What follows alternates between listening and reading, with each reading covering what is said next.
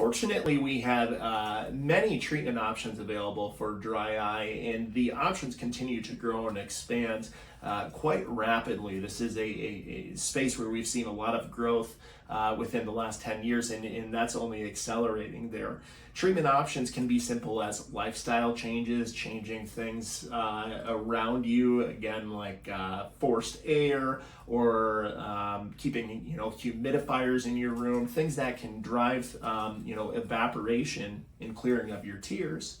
Some of that can be dietary changes, increasing your hydration, implementing supplements such as omega fatty acids, which can be helpful. We see those in fish oil supplements or things of the like.